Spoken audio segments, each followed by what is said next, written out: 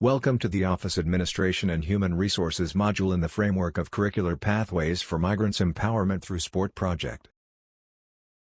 An office administrator is an administrative professional who performs a variety of clerical tasks to help an organization's operations run efficiently. Depending on their industry, office administrators' primary duties may include providing administrative support to staff, organizing files, arranging travel for executives, performing bookkeeping and processing payroll. Responsibilities of office administrator are overseeing administrative functions and supervising other members of the administrative staff, greeting clients, answering phones and replying to client emails, operating and maintaining office equipment such as copy machines, fax machines and computers, conducting research and compiling reports for supervisors and other employees, scheduling meetings and events, and organizing any necessary materials for them, assisting human resources with hiring and onboarding new employees. These are the different types of office administration. Corporate office management jobs include the manager at each branch of a given company. The district manager, typically located at the head office, oversees all other branch managers, therefore traveling between company branch locations is often a main aspect of the job. Additionally, corporate office managers plan new organizational approaches for human resources and marketing campaigns. Medical office management requires detailed knowledge of anatomy and lab procedures, as well as healthcare laws. Medical office managers typically work in doctors' offices, where they supervise all medical assistants. Additional crucial responsibilities include patient confidentiality and the proper disposal of medical waste. Legal office management jobs require practical law experience and an extensive understanding of law procedures. Law office managers oversee a practice as legal administrative assistants, payroll management, and the firm's human resources department. Virtual office management. Rather than work for one business at a time as a full-time employee, virtual office managers often work for several smaller companies part-time. This is due to the tendency of small businesses to contract out virtual office management jobs. It's no surprise that remote jobs of all caliber are on the rise, therefore virtual office managers are an attractive option for steadily growing small businesses that don't yet require an on-site office manager. The important skills of office administrator are organization. Office administrators typically perform tasks for more than one staff member or department within a company. Organizational skills are essential for duties such as maintaining the company's calendar of events and managing deadlines for different departments simultaneously. Communication skills. Office administrators need to have excellent communication skills and active listening skills to collaborate with staff and address department-specific needs for tasks and projects. For example, when working on a team project, office administrators need to ask relevant questions, develop a plan for execution, delegate tasks and update colleagues on the project's progress. Computer skills. Knowledge of computer applications and software is essential, as much of an office administrator's time is spent working on a computer. Typical duties include entering data, creating reports, answering emails and conducting research online. Research and analysis skills. Office administrators may be asked to research new software the company is considering using or to analyze data for staff. For example, when preparing a presentation for a meeting, the office administrator may need to demonstrate company growth by comparing current year statistics with data from previous years. Attention to detail. Office administrators are tasked with completing assignments that require a strong attention to detail, such as booking travel arrangements, entering data and proofreading documents. Flexibility. The type of work these professionals do may change daily. Office administrators need to be able to adapt and rearrange their day to give assistance where the need is greatest. For example, they may be asked to postpone working on routine data entry to provide administrative support for a department to meet a deadline. Office administrator is sports field is also known as sports administrator. Sports administrators manage sports clubs, associations and peak bodies, undertaking activities such as promoting their sport, obtaining corporate sponsorship and refining the rules and structure. Sports administrators usually work with the voluntary board or committee to develop strategies and programs to achieve the aims and policies of the club, association or peak body. These are the general responsibilities of sports administrator that can change based on the sector the sports organization, club/etc. is working. Answer phone calls and respond to emails, manage departmental budgets, order sporting and office equipment as needed, schedule practice times, plan fundraisers, Organize sporting events such as tournaments. Hire and train new staff. The skills sports administrator require depends on the nature of your employer. For example, in a national sports club there will be an emphasis on commercial awareness, marketing and promotion, while in the public sector there will be added responsibilities related to funding and policy. In general, however, sports administrator need to demonstrate the following: a strong interest in sport and an awareness of the issues affecting the sports sector, good IT and administrative skills and a high level of attention to detail, commercial awareness and a professional approach, a high degree of self-motivation and a drive for change and improvement, an enthusiastic personality and resilience to deal with uncertainty, the ability to build and maintain effective relationships and to communicate well with a variety of people, good planning, organizing and time management skills, the ability to work well in a team, in a dynamic and customer-focused environment, the ability to project a positive image of sport to people at all levels. Knowledge of the locality where the job is based can also be useful. Human resource management, HRM or HR, is the strategic approach to the effective and efficient management of people in a company or organization such that they help their business gain a competitive advantage. It is designed to maximize employee performance in service of an employer's strategic objectives. Human resource management is a multidisciplinary subject. It includes the study of management, psychology, communication, economics and sociology. It also deals with building team spirit and teamwork. It is a continuous process.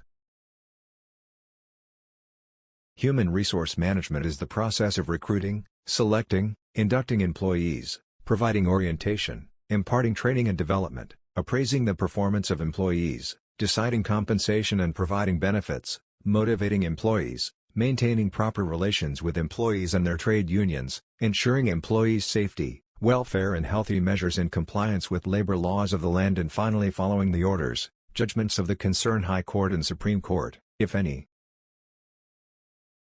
Human resources processes are: 1. Plan. Planning means identifying the current and future human resources needs for an organization/business to achieve its goals. Planning is a continuous process. It is a matter of assessing the existing situation and determining what is needed to improve it, including determining how existing human resources best fit in their jobs. 2. Recruit. Recruitment is the process of searching for prospective employees who have the abilities and attitudes needed to help the organization achieve its objectives. To begin a recruitment process, you will want to think of: what are the job posts you want to fill? What is the number of persons you will need to fill them? What will be their duties? What are the qualifications these duties require? 3. Develop. Once you have your pool of employees, you will want to help them develop their skills, knowledge, and abilities. You can achieve this by formal training, classes, courses, etc., informal learning, through mentoring, coaching, collaborating, etc. This will in turn improve the effectiveness of your organization/business. 4. Retain. It is more efficient to keep a quality employee at work than recruiting, hiring and training a new one. Thus, it is important that you employ strategies to retain your employees. These include making sure employees know what you expect from them, providing fairness and equitable treatment, providing quality management or supervision, allowing employees to use their talents and skills. 5. Measure. You will want to constantly monitor and measure your employees' performance, to know when and where to take the actions that are needed to improve it or maintain its quality. You will also want to assess your staff's welfare, i.e. how they are doing on the job and in the organization environment, also asking for their feedback. Make sure they know that you care for their content and well-being.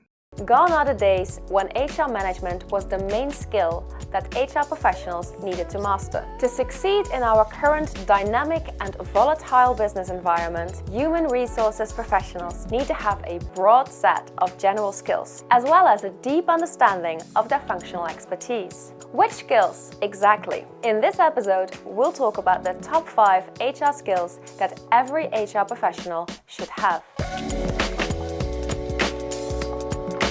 Hi there, I'm Nelly, and welcome to a new episode of Learning Bites. Before we get started with the top 5 skills every HR professional needs, don't forget to subscribe to our channel, click the notification button, and like this video.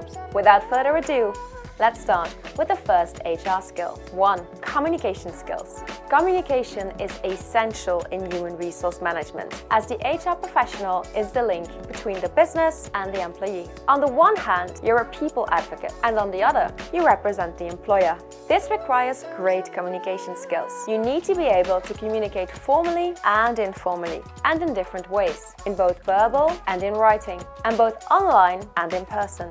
Here are 3 essential communication skills that you should master. Clear writing. This will help you avoid miscommunication, which is especially important when dealing with matters that have a huge impact on your employees, such as employment contracts, job vacancies, or company policies. Critical listening. Being a people advocate means understanding your employees' perspective and helping them overcome challenges at work. An important part of this is being able to listen clearly and critically. Conflict management. HR professionals need to be able to handle uncomfortable situations with sensitivity. Think, for instance, of grievances, exit interviews, and salary negotiations. 2. Digital skills. HR professionals who understand new technology and actively integrate it into their organization are able to make HR and the company run more efficiently. Let's take Human Resource Information Systems, or HRIS for short.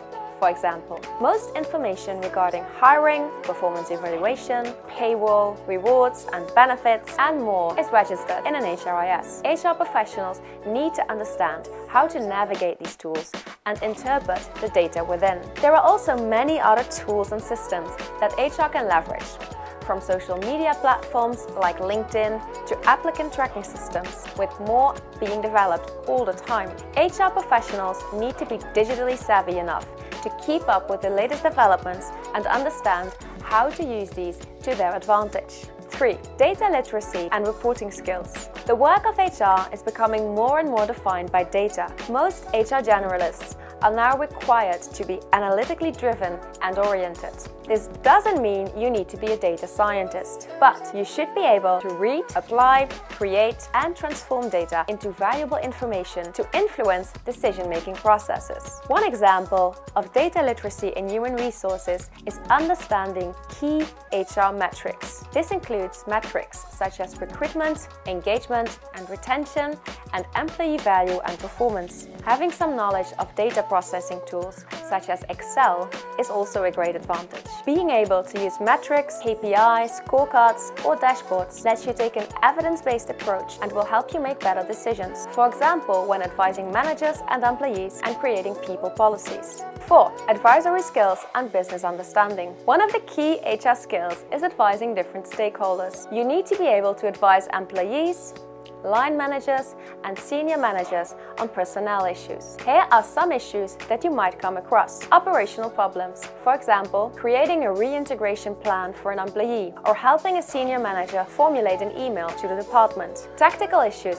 such as the organization of and advising in restructuring efforts. Strategic advice. This involves the alignment of HR practices with the business strategy. To be able to add value to your organization, you need to understand the business. This is where business acumen comes in. Being able to understand the business, its customers, and its shareholders is a must for HR professionals. This will help you better understand the problems that line managers and executives are trying to solve. Additionally, you'll have an easier time positioning your business to win in the marketplace. Want to know more about how you can develop business acumen? Check out our learning bite on this topic. 5. Intercultural sensitivity and inclusive language skills. This HR skill depends on the specifics of the organization. Especially for larger multinational companies, intercultural sensitivity is a must. When you're in touch with managers and employees in different countries, you need to be aware of intercultural differences. For example,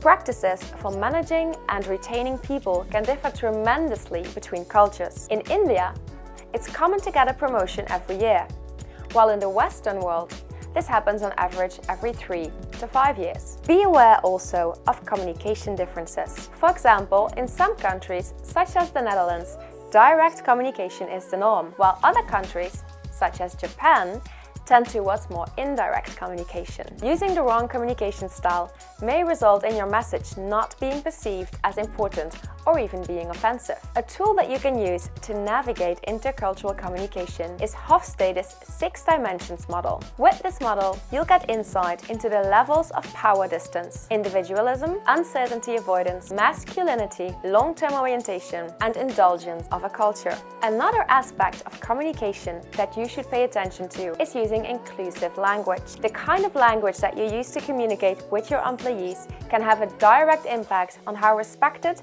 and valued they feel. Consider this. Survey results from LinkedIn show that in the US, 1 in 4 LGBTQ employees have left a job because they don't feel accepted. Using inclusive language is a crucial step in creating a more inclusive workplace. There are several things that you can do to facilitate this, such as offering training and education, creating bias-free language guidelines, or using AI tools to help you detect language that isn't inclusive. And there you have it, the top 5 HR skills every HR professional should have. These are crucial, generalist skills that form our T-shaped HR competency framework that will help you become future-proof. Curious to see how T-shaped you are? Take our T-shaped assessment using the link below to find out. See you next time.